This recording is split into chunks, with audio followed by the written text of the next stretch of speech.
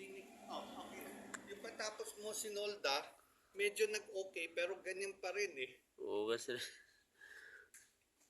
Buti Ayun na po lang ngayon dito na eh. experience mo eh. Tapos kung kahit na i-remote mo, ayaw siya gumana. Oo kasi nangyari kasi dito. Ngayon, naka-ano siya. Naka-open. Ngayon, ito. Hindi ito ma-detect. Kaya sinubukan ko siya ginalaw dito.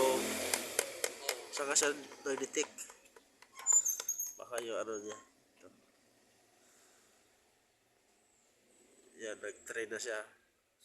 So kung ano, paano mo magawa? Pag ayaw magsarado, baka pwede namin pindutin lang dun sa remote ba? Ano siya sir? Pwede siya. Kaso lang, hindi siya naka-auto-close. Pero try ko lang dito. Ano ko muna yung, palitan ko muna yung sensor dito sa ano. Papalitan mo Oo. muna yung sensor. Okay. Oo. Sige.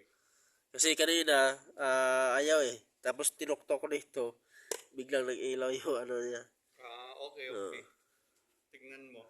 O Sige baka sir. nga sensor lang ang Oo kailangan mo. sir, kasi kanina wala kasing ilaw to. Dalawa kasi itong ilaw to pag ano. Okay. Yung sa ano niya, yung parang pinaka-stopper niya mismo. Paano yan? Bibili tayo ng sensor? I-check ko si may dala ko extra. I-try ko lang. Sige. Oo. Okay. Sige, sige sir.